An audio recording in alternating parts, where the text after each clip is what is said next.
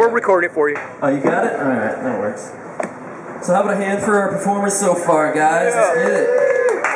I must say I love Lefty's set where he started with the butt-tonguing jokes and then ended. You know what, since we got kids here, it's like the people that eat Krispy Kreme all day and then eat an apple at the end of the day to fix it or something. It's like that's gonna change it. No, but people with kids or whatever, any reference I use, if they don't already know it, they won't get it. So it's on you, all right?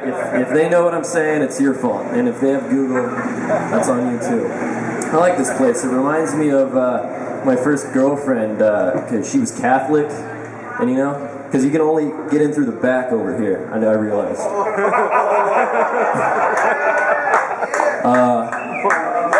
Yeah. She's a good girl, though. Yeah, good girl, exactly, depending on who you ask. Great girl, if you ask me. No, I realized something interesting recently. I don't know how far you guys are out of school, but this is... If you remember, in Europe, they write the date, day, month, year. So it goes small, bigger, biggest, which makes more sense than the way we do it here. Here we go month, day, year. But if you say it out loud, it still sounds normal, like August 21st, 2014. It sounds normal. They both sound normal. But what I realized doesn't sound normal is when I go, and that just, I realized that the other day, it doesn't sound normal at all. So, alright, that joke didn't do nearly as well the second time as the first time, so maybe it was a beginner's luck thing. Alright.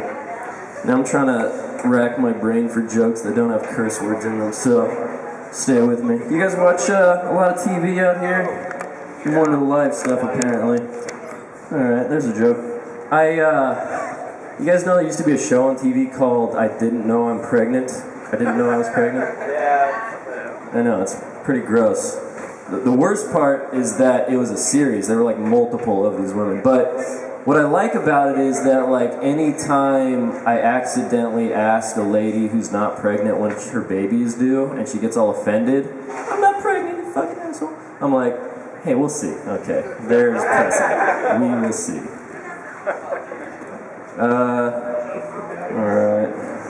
So there's all the Queen material. Yeah, that's how the new comics work, guys. It's all dick jokes and farts and things.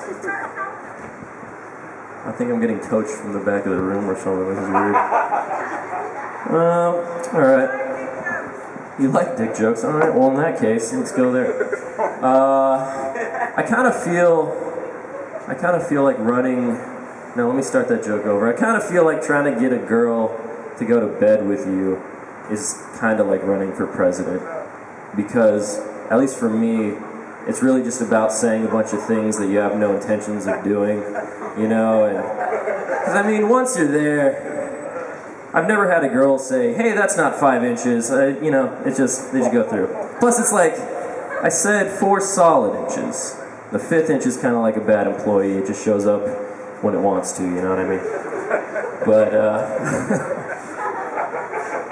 you guys know what I'm talking about.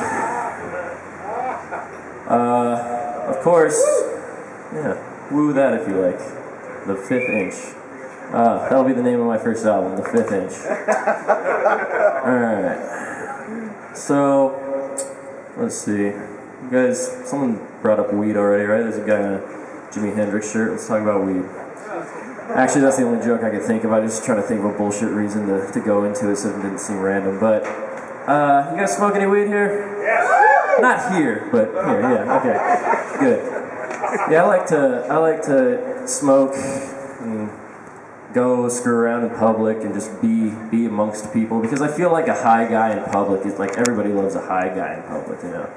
Because most dudes you see in public are just pissed off for no fucking reason and they're just like staring at you like you did something wrong. But you see a guy who's high, he's just smiling and, you know, having his own fun. And I like to be that guy. And some of my friends ask me, you know, like, what if you get super baked and you're out in public and you run into somebody who doesn't know that you smoke? And I'm like, I don't know what's gonna happen. They'll probably just be like, hey, when did Connor get so cool, you know? Yeah. Recently, that's when. No, but there is the bad side of that. Sometimes you run into somebody you don't want to run into. I ran into the pastor from my old church recently when I was out in public, really, really high. And he walked right up to me and he's like, "How high are you, man?" And I was like, how can you tell?" And he was like, "What?" And I was like, "What?" And he's like, "What are you talking about?" And I said, "Wait, what did you say?" And he said, "Hi, how are you, man?" I said, I'm pretty high." "What?" And so that didn't end well, but I like to smoke that stuff. It's fun, helps out with anxiety. That's something that runs in my family, actually. My mom has always had depression, and it's something interesting. She went to the doctor recently, and he told her that apparently quite a few people who are on antidepressants don't need to be. If you take a high dose of vitamin D, you don't have to be on antidepressants. So she tried it and it worked, which is cool to hear that your mom's doing better, but it's kind of weird as a son to have your mom tell you that she was depressed because she wasn't getting enough D. You know what I'm talking about? And if you're too old to know what that means, I apologize. And if you're too young to know what that means, then I'm doing my job. Right. All right. Well, let's see. I'll do one more joke for you, and then I gotta get out of here. Let's see. What's funny? What do you guys want to hear about? Farts? Say that funny one. Here, I'll do one more. This is a true story about insecurity and relations between the sexes. This actually happened. I had a girlfriend, not currently, but we were making love one night, and I'm going to do this as PG as possible. She was facing that way, and I was also facing that way. I was behind her, so picture it as you will.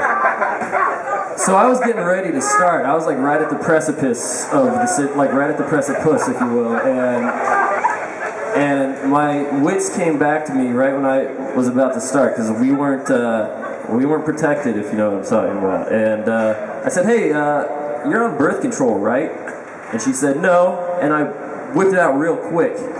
And she said, "Why'd you pull your finger away?" And I was like, "Ah, come on. Are you saying I've got huge fingers? Because otherwise, this is over." And so it was over. Anyway, my set's over. Thanks for listening to me, guys. Thanks for coming out to this show. Make it real.